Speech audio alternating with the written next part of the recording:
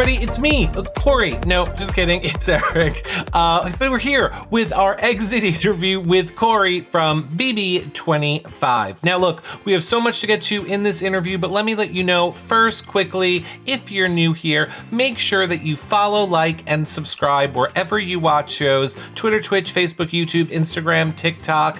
Thumbsing up, hitting the bell on YouTube, commenting below is the best ways to help support our shows, as is sharing them. Tell a friend, tell a family member. You are our best little marketers. All of the holidays are coming up. Tell everyone, just bombard your family. It really is a great help. Of course, you can always tweet us your questions anytime with hashtag YRRLive. And you can visit our website, yourrealityrecaps.com, for the past 12 years of shows. Of course, the more current ones are in our YouTube library. And you can get everywhere by going to yourrealityrecaps.com/ the name of the place that you're looking for. YouTube, Twitch, Twitter, Facebook, Instagram. Speaking of, yourrealityrecaps.com/Discord is where we always are watching the East Coast airings. We're talking during the live feeds in our BB25 live feeds chat room. We binge things like Big Brother Canada, not Big Brother, well, we do Big Brother Canada, but Traders Canada right now, BB UK. We watch movies. All of that is always happening over in our Discord. So I know that the season is winding down, but we're not going anywhere. I'm live every single day between 4 and 5. We're doing cooking shows with my mom. We're talking live feeds, pop culture, like I said, binging movies and shows. I play Twitch at night with YRR fam, Fall Guys and Fortnite and Dead by Daylight and all fun stuff like that. So even though it's winding down, just know it's the holiday seasons, and all your favorite holiday shows and crafts and projects are starting here at YRR2, so we're not going anywhere. I just wanted to get that out because so many people keep asking me, but I get it. You guys are here for Cory, so let's get right into it. Hey, Cory, how are you doing? Let me just jump right in with the first question of, you knew that America had a habit of spreading information, so do you wish that you changed your approach with her in the game? Maybe that would have helped you avoid becoming a target? The truth is, I obviously knew that about America. I think she had a bit of a reputation for that in the house. I do think it was somewhat overstated, but so be it. When it comes to her conversations with Blue this week, I didn't know about them when they were happening, but she told me maybe a day after, 2 days after. So I knew those conversations existed, and I could have been way more proactive in trying to, I guess, fix that problem before it spiraled out of control and both of us got backdoored. So I just should have been a little bit more cautious when it came to that because, yeah, I did know it was a problem. I just kind of, I guess was hoping it would work out when I needed to do a lot more actively. Okay, given your knowledge of Siri's reality TV history, why didn't you try and keep her closer or target her? The reality is, like, Siri is excellent. It took 5 seconds of talking to her to realize why she's done so well in these shows. She was not in a powerful position in this house post the Izzy vote. So she was in no way a threat to my game. There was no reason to target her.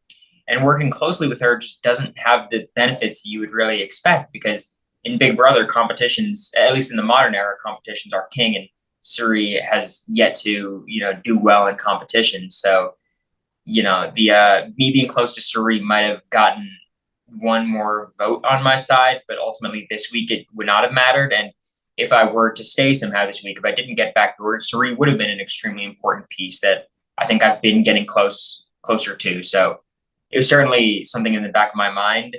It just didn't really pan out in this game with the way the competitions worked out this season. But yeah, she would have been a great ally. Okay. Would you say that you were too overconfident going into this week? No.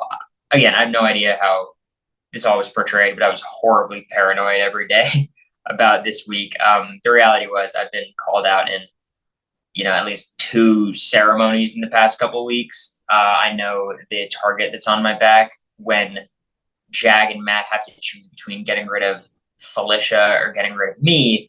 It's always going to be more tempting to get rid of me. So until the nominations are locked, the veto meeting is over, I always assume me being backdoored is in play. The vibes were super off this week as well. Once I heard America had these conversations with Blue, I was really nervous that these were getting back to Matt and Jag. And if they were getting back to them, I thought there was a great chance I could be backdoored. The day it was happening, I was probably 70-30, thinking it was going to happen. So I was definitely not overconfident. I think, if anything, I was optimistic and just hopeful that it would work out. But yeah, obviously that was not the case. Okay. Did your strategy change once you got into a showmance? And if so, how? No, not really. I think ultimately my game switched dramatically during the Izzy vote.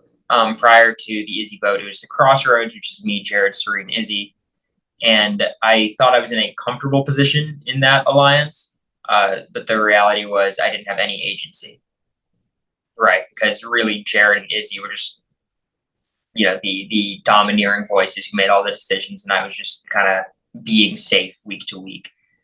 So when that whole flip happened, and I kind of go with America and Matt and Jag, that's where the entire game flips. And from there, my game changed a lot. The problem with this new group I was working with was Matt and Jag were just crushing these competitions, mostly Jag.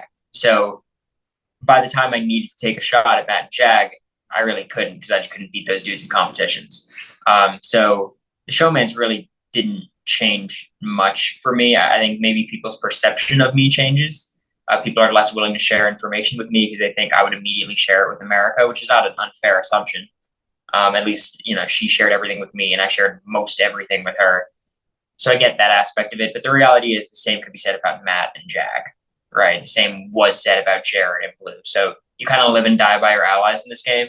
And I'm comfortable with what happened. Which game move are you most proud of, and what's one you wish you could redo? The Izzy vote was obviously the I think turning point in the game for not just me but for just about everyone. Izzy was the dominant player in power, along with Jared, along with Siri, for the first 5 weeks of the game up until she left, and then the entire power dynamic of the house flipped. And that required me spreading so much information and swinging over Matt and Jag and Mimi and Bowie, and obviously America was already on board. So that was like the moment where I really felt like I was playing Big Brother to its fullest. Like, I'm pulling people into rooms and campaigning, and the vote's flipping, and then I'm having a big argument in the Humiliverse. Like, that was incredible. It was super fun. I think the double eviction obviously was incredible. That wasn't as much of a powerful move as it was just, I'm glad I was the one who was able to do it, winning that HOH comp in the manner in which I did, because I was up against Mimi and Blue towards the end, who both would have been disasters for my game. I probably would have gone up and me or Bowie would have gone home. So that was incredibly important. And getting Jared out in that circumstance, even if he walks back through the door 10 seconds later, was awesome. I'm never going to forget that. The move I probably regret, I don't think there was much of a reason to get rid of Mimi over Felicia. At the time, Felicia just yelled at me during the veto meeting. And I thought, well, first of all, it doesn't really matter who I keep. Neither of them are super loyal to me. Keeping Felicia is kind of funny because she just yelled at me, and also she's less likely to win competitions. And the truth is, I felt uncomfortable with either of them being HOH. But Mimi probably would have been like someone I could actually have used as an ally. And she would have been more of a threat for Matt and Jag to try to take out, whereas they can just leave Felicia in the house as long as they want before they get rid of her. So I think that could be a mistake, but who knows exactly how it plays out if Mimi's still here. All right, Cory, serious question. What are you more surprised by? The fact that you left the show with a girlfriend, or the mustache? Yeah, I think these things are really interconnected. The truth is, like, I'm very much a dorky nerd. I know it. I look very cool and I present that way for sure. But this whole like mustache, and then I had self tanner for a while, and my nails were painted, and I'm wearing all these outfits. Like, that is full credit to America. She is trying to, and I quote, fix me, which is much needed. So, I gotta say, I think me leaving with the mustache is the same thing as me leaving with a girlfriend, right? Because you can't have one without the other. Okay. Do you think that ultimately spearheading Izzy's eviction is what caused you to become the main target of the house? Yeah. So that's a move I'll never regret, because I had such a great time doing it. And I think it was really important for how the season played out. in terms of my long-term security in the game, it was almost objectively bad.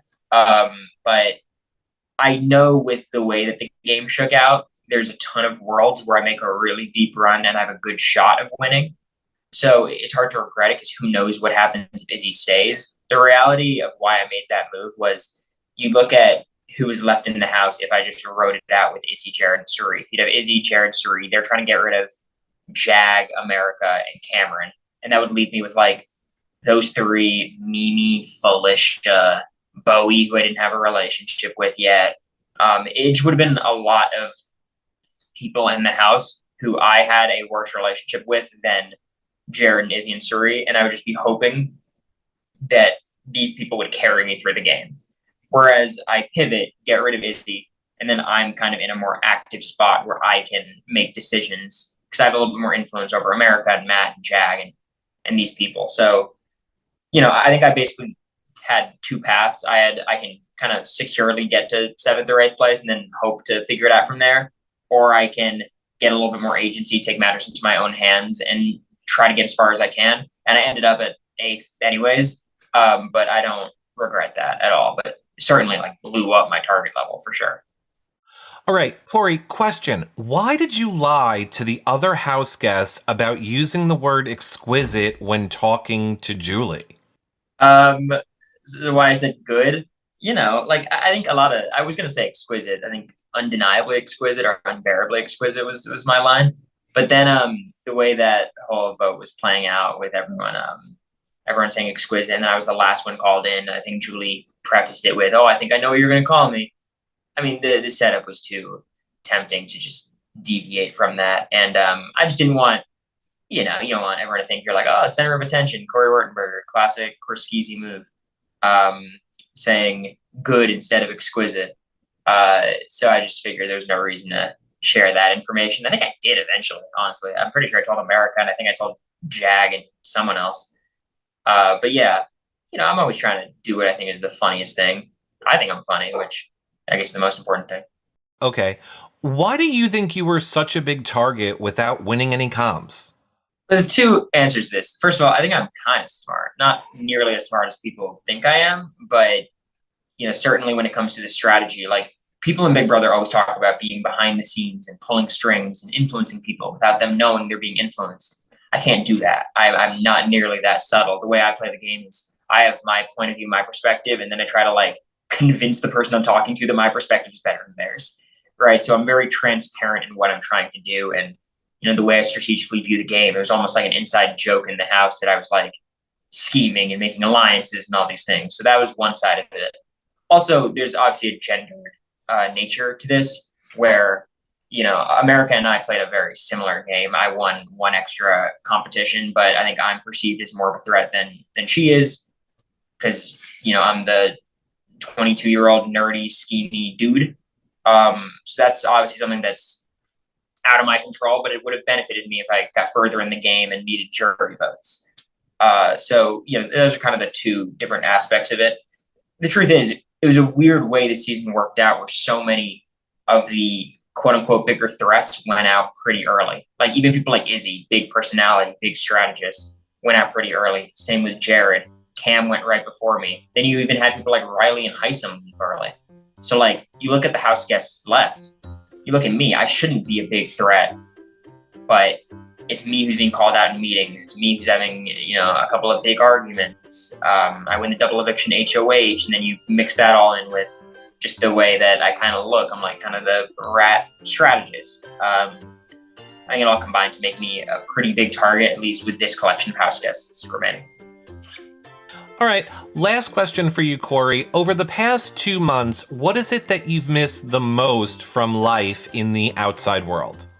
I miss the Kardashians. No, I truthfully, the only thing I really miss about being outside is not being in the Big Brother house. I'm just someone who needs my personal space and needs to be able to turn my brain off and nap whenever I want, and just kind of step away from it all. And in Big Brother, there's no world in which you can do that. Right? You can go to the upstairs patio in the backyard and hopefully the cameras don't look at you. That is your best bet. And maybe that's why the past couple of weeks I've really clung to America the way that I have. because it is comfortable, right? Like it feels like you're secure and you can, be yourself and not be on 1,000,000%. And even then, you're still on because the cameras are on you, and I'm sure the camera saw way more than I would like them to see. You know what I mean? So that part of it makes a lot of sense to me. Like my brain has not turned off in 79 days. So like the exhaustion from the house is something I really want to get away from. And so I guess what I miss most about the outside world is like just feeling okay and not depleted. That being said, I love the experience, obviously. But it's just so much. And I think I miss the rest of outside. Well, that about wraps up our interview with Cory. Don't forget, make sure that you guys follow, like, and subscribe wherever you are watching these interviews. Twitter, Twitch, Facebook, YouTube, Instagram, hitting the thumbs up and the bell in YouTube, commenting below, all great ways to help support our shows, as is sharing them. Tell a friend, tell a family member, put it in a Facebook group. You guys know the deal. Check out our website, yourrealityrecaps.com, for the last 12 years of shows, as well as our YouTube channel for the more current ones. And then, of course, our Discord is where we are always hanging out, watching the live feeds, watching the East Coast airings, binging television shows. We're watching Traders UK, a little bit of UK Big Brother there as well, so make sure you check it out. Of course, I am live every single day around between 4 and 5 p.m., cooking dinner with my mom, talking the live feeds. It's like Eric feeds, so check that out anytime you guys want. We also Twitch late night with YRR fam, Fortnite, Dead by Daylight, Among Us, Fall Guys. So much for you. We're not going anywhere. We hope that you guys will all check it out. I'll see you on the next show. Bye for now, everybody. Bye, friends.